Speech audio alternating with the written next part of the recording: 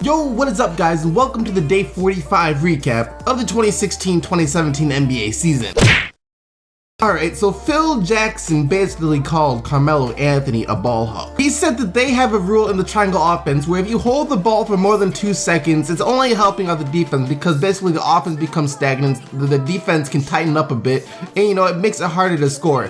And he said Carmelo Anthony has a tendency to hold it for like 3, 4, 5, 6, 7, 8, 9, 10, 20, 23 seconds. Carmelo Anthony has a tendency basically just to stop the offense, to hold the ball, and basically he needs Carmelo to cut down on that because he thinks Carmelo Anthony can be like Michael Jordan or Kobe Bryant, play the same role in Phil Jackson's offense that Kobe and Michael did. Well, this is where Phil Jackson got me messed up. He can score in the same type of ways that Michael Jordan and Kobe Bryant did.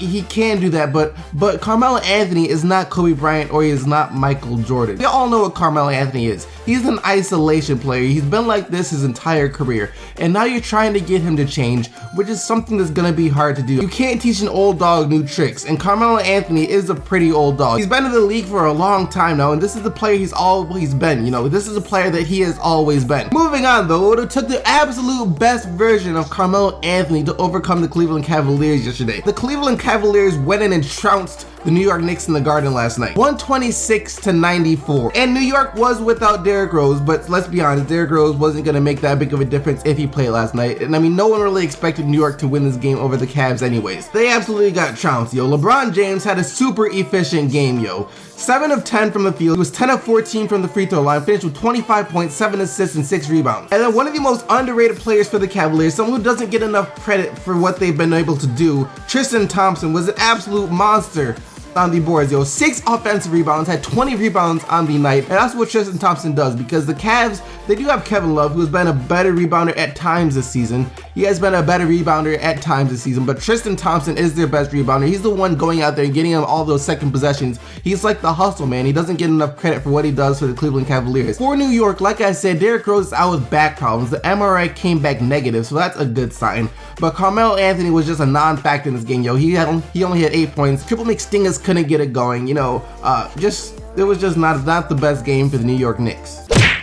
It wasn't the best game for the Los Angeles Clippers either, They didn't get blown out as bad as some other teams by the Warriors, but it still wasn't that close of a game. Final score 115-98, and this was one of the more anticipated games coming into the season, and I'm gonna say I was kind of disappointed. I mean, it wasn't anything too special to watch. I mean, the Clippers weren't playing that well at all. I mean, even for the most part, the Warriors weren't playing as good as they had been playing coming into the game. Blake Griffin was straight up awful this game. He was trash. Most of his field goals came in the first quarter. I think he had 3 field goals the first quarter, and then after that he went he finished, let me just say this, he finished 5 of 20 from the field and had 7 turnovers.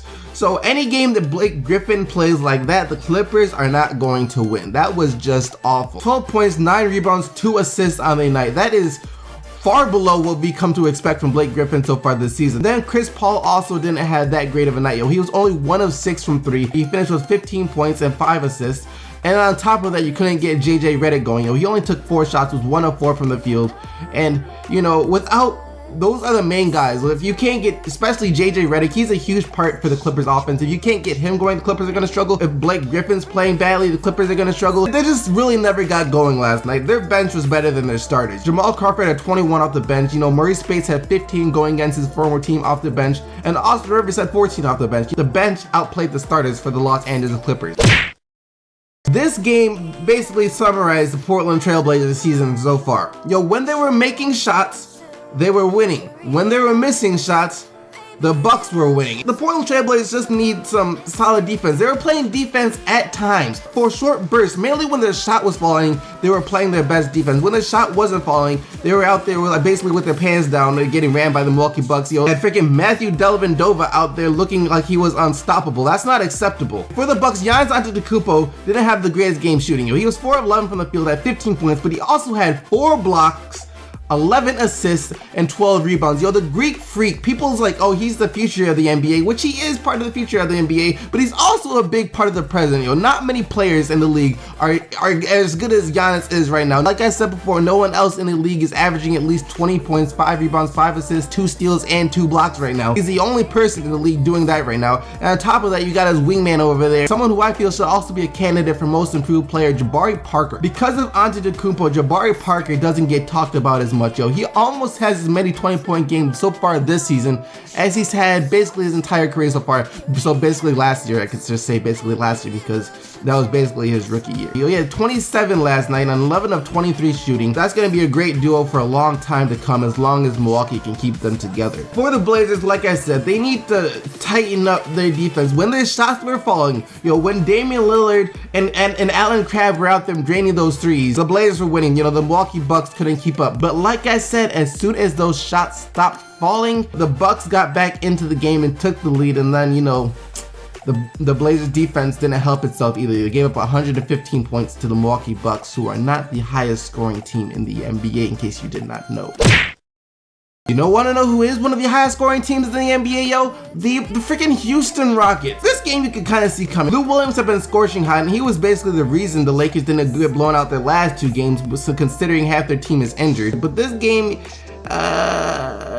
he still played all right. You know, he still played really good. You know, he had 24 points and 7 of 12 shooting. That's still really good for Lou Williams.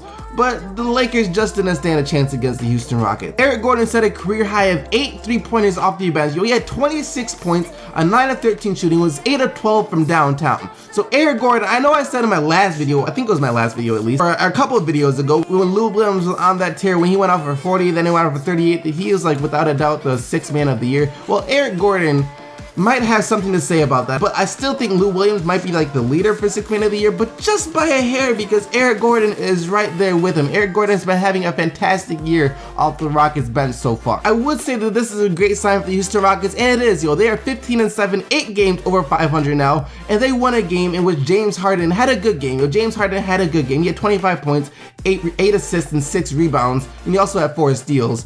But it wasn't like, you know, he didn't have to go out there and get like 35 points, 15 assists, and 12 rebounds for the Rockets to win, which is something that's becoming more common. You know, he's still having a really good season, but it's not like the astronomical number he's been putting up, because the rest of his team is also playing really well, which is a great sign. Yo, Isaiah Thomas, yo, no freaking problem. Yo, they went out and knocked the freaking Orlando Magic. Yo, in the first half, Orlando was looking like the team that I was talking about. They might not be as bad as we thought they were. Yo, they were keeping up with the Boston Celtics, even though, like I said, they didn't have Isaiah Thomas. They were keeping up. But in the second half, it was a straight up dismantling of the Orlando Magic. Yo, the Orlando Magic fell apart. I don't know if the Orlando Magic fell apart or the Boston Celtics just exposed them. It was a pretty rough second half for Orlando. They got outscored by 31 in their second half. Avery Bradley was out there beasting. He had 23 points and 7 of 14 shooting, was 3 of 5 from downtown. He also had 3 assists and like only 4 rebounds, so not the best rebounding game for Avery Bradley considering what he's been doing the season so far. Jaylen Brown also had another good game off the bench. Yo, I like Jaylen Brown. I like this kid. I like his game, and I really hope he develops to his full potential. Last night, he was 5 of 8 from the field. He had 13 points, and he's one of those guys that's like a good defender. He could be a good rebounder. You know, he can be a scorer. You know, he gets one of those guys that can basically do a little bit of everything once he develops a little bit more. So, you know, he's gonna be a good player in the future. I'm not mad. I'm not upset. It was a good game. I'm not upset. I'm not upset whatsoever. The Pistons lost to the Charlotte Hornets. It was a very low scoring game, yo, 87-77, and I could kind of see this one coming. Andre Drummond was the best player of the game, and arguably probably could have been like the best player of the night. Yo, he had 26 points and 20 rebounds.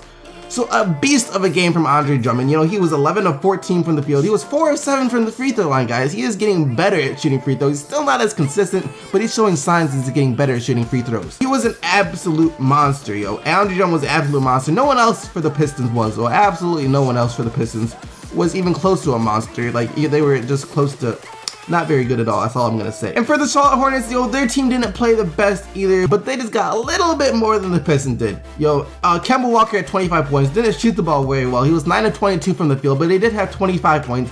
He he hit some big shots down there in the fourth quarter in the stretch, so that's when he really started to come alive. Nick Batum had 14 points and 15 rebounds. You know, he's a guy that can still do a little bit of everything. Hasn't been shooting the ball very well from the field so far this year, but he's still contributing in like the rebounds, the assists, playing some good defense. Even though his shots not falling, you know, Nick Batum is still out there doing a little bit of everything.